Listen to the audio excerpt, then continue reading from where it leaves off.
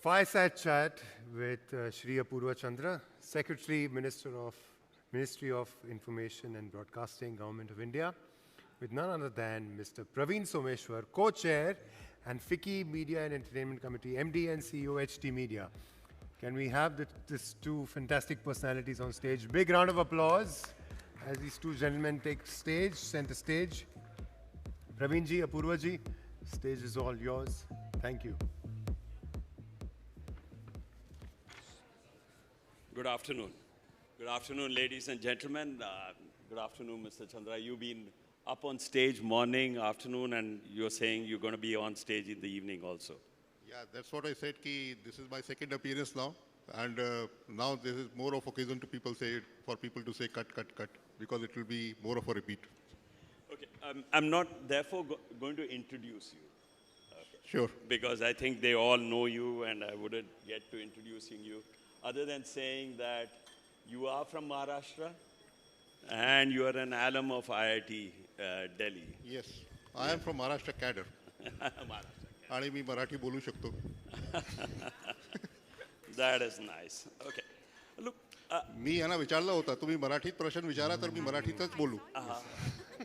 But I unfortunately don't know Marathi as well as you know. So, the media and entertainment industry is getting disrupted. There is no doubt about it. First through the digital stuff, now AI will further disrupt it significantly. It obviously brings challenges, but equally brings a lot of opportunities, if I may say so, in terms of innovation, in terms of bringing out content, which is very, very different. Social media has democratized content. It could be news, it could be media, it could be any form of content. And therefore, it's really challenged the legacy businesses. It could be any of the businesses, it's challenged them. Okay. Comes with its opportunities and many challenges. Opportunities is new revenue monetization models, which is an amazing opportunity. Reach, which is amazing. Challenges, many. Misinformation, which you're always concerned about. You could call it fake news, you could call it misinformation. It could be regulation of OTT content. You just spoke about it in the morning about self-regulation, and therefore and it could also be the balance between big tech and media companies. Okay, how big tech, is able to monetize but does not share the spoils because they're constantly using the same content. So many challenges Now, the ideal situation is everybody finds a balance. The old legacy media, while the big tech, and the new media organizations, and find a balance. But there are many challenges, if I may say so, as we get to finding that balance. So, given this background, and given all that is happening, what is your idea of balance here between legacy media organizations, which could be news or content, and the other side is social media and big tech stuff? Yeah, you have raised 2 or 3 issues in the same question. One is, of course, the misinformation and fake news, because now social media, it is largely user-generated content. There is less of editorial, anything which is editorial, who are looking at it and curating the content and looking at the genuineness of that content. So the chances of misinformation, fake news, they are much more. In fact, after me, I think Ishan of YouTube is following after me, and you could ask Ishan also the challenges which he faces on the content which is coming on YouTube. We are constantly in conversation with all the social media intermediaries, whether it is YouTube, whether it is Facebook, whether it is Telegram and others, on how to prevent misinformation and fake news on these platforms. It is a continuous dialogue, and they have to come up with more of tech solutions, especially in our country where there are multiple languages, because I think their AI is more proficient in probably English, but here in India, because there are multiple languages, the content also comes out in various languages, and it is very fast. The user-generated content comes out, and there are multiple challenges on how to prevent that. The second issue which you raised was regarding the balance between the traditional media and the big tech. So there again, there have been some cases in the international jurisdiction, especially Australia, Canada, and then EU also is trying that. So to bring about a balance between the content creator and the intermediaries who are making that, taking it to the people. It is in a way a symbiotic relation also, because the big tech has helped more and more people for the media to reach more and more people. Otherwise, it would not have the reach would have been limited. The print media is a certain clientele who can read and write, but then with big tech, it is going to much further. And that balance, but the balance has to be there between the content creator and the intermediary. So there are international some experiences. Currently in India, the case is going on before the Competition Commission of India. And we are awaiting the judgment, how that happens. And we are also in dialogue with the digital publishers. So whether that if legislation is required, whether that will be under competition law or a separate legislation will be required on the lines of what has been done in other countries. So this is an evolving field, and we are working with the industry in this area. I like the way you answered both misinformation or fake news, and you spoke about the balance. And in both cases, I think you formed the nodal part of the government in terms of managing this scenario, in terms of administering it, in terms of building unison, if I may say so, between the industry and big tech. And therefore, you think the industry can do something more to come together and help solve some of these causes? See, on the OTT, which also you mentioned previously, because before we came out with the digital media rules in 2021, there was no particular regulation. And the OTTs were faced with FIRs. Anybody who is dissatisfied with content would file a FIR in some remote part of the country, and people would be saddled with police cases. Now the digital media rules have helped a lot in the sense that now there is a particular framework that in case if somebody is dissatisfied, and there is a 3-tier structure that first, if they are dissatisfied, first they go to the OTT platform itself. And if they are not able to resolve, then the second tier, which is headed by eminent personalities. And it is again a self-regulating body, which the OTT platforms themselves have created. And that is also doing very well. And as I mentioned in the morning also, thereafter the government. As regards the OTT platforms, we have received only one complaint so far over the past 2 years, so that shows that it is working pretty well. So this is a light touch approach to regulation, and we would like the same approach to work in other sectors also. The same we had adopted in the under the cable television network for the TV broadcasters also.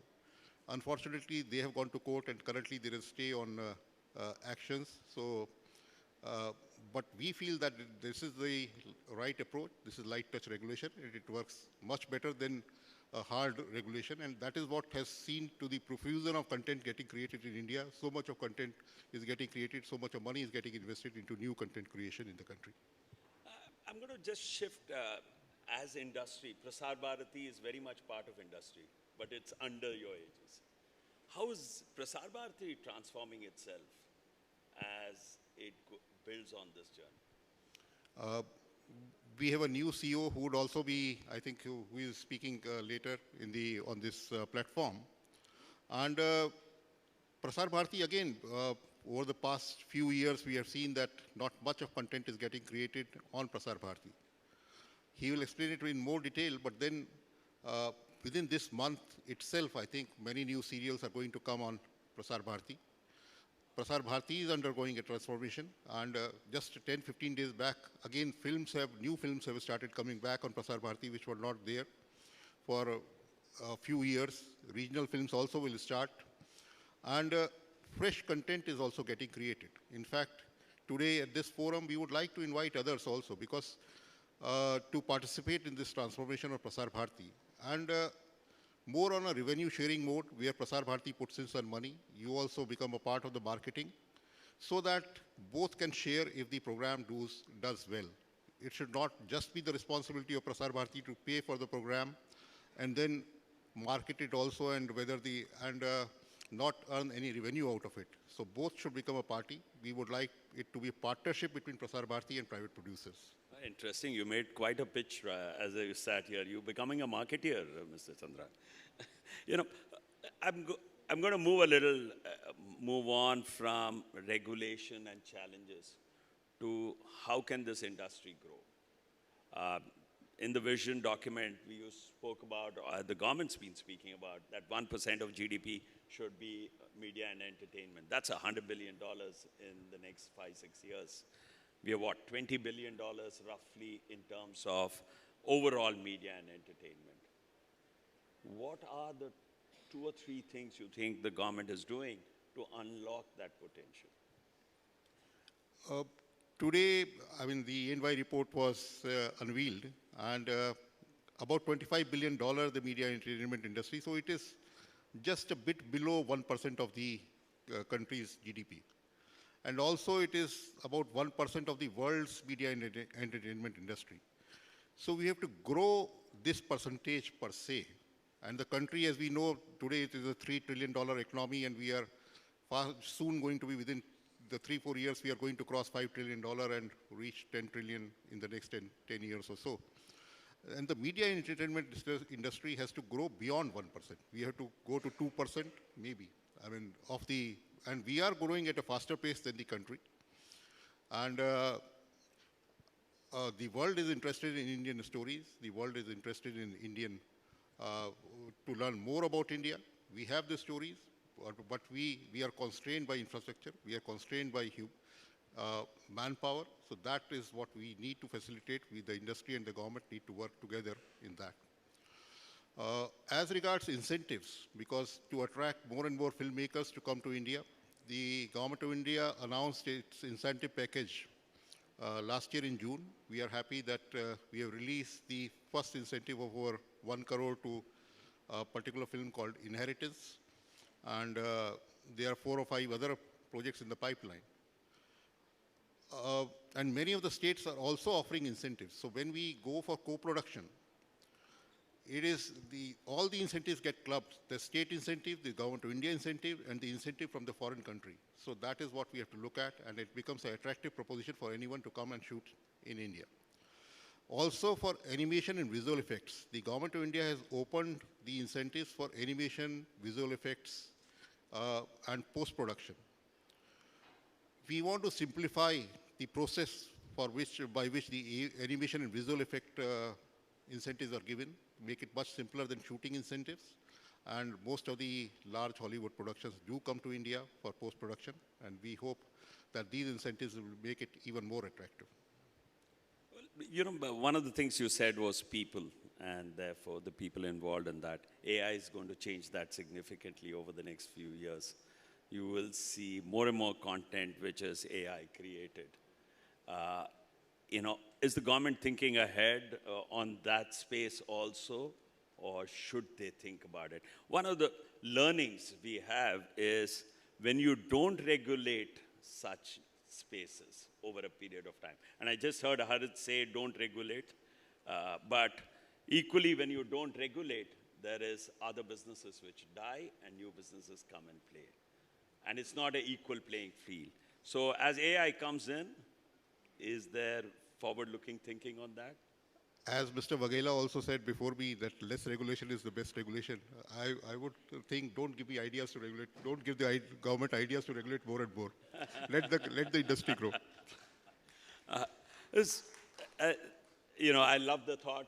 Less regulation is much, much better.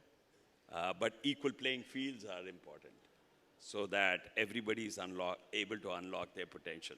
Now, the last question I'd ask as we just summarize this. You know, you spoke about incentives, you spoke about various programs, you spoke about what the central government is doing, what the state government should be looking at, and a couple of thoughts on what the industry should be doing to unlock that potential. The industry, of course, is doing its best to reach its stories to the world. There are a lot of stories in India, and We should go more to the hinterland, I would think, and take stories from the ground level. There are a lot of stories to be told. In fact, if people here have seen the conclave which we conducted on the Ban Ki Baat program of the Prime Minister, for which the 100th episode happened just on 30th of April. There were almost 100 people in Delhi, and each of them had their own story of what they are doing, how they are transforming the country. And all of these stories, in some way or the other, they are important stories. They need to be told to the world. They need to be told to the country, and these are the stories which need to be carried.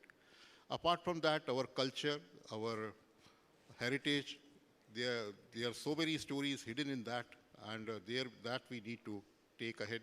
And the world, I'm sure, is interested in our story, and the world wants to know more about India as the heft of India in the economy in the world grows. And we look forward to support and facilitate the media and entertainment industry to take this forward. Thank you. Exciting times. Clearly, as we unlock and play to our potential, look forward to do it in partnership, industry and the government, so that we can unlock that potential. Thank you. Thank you.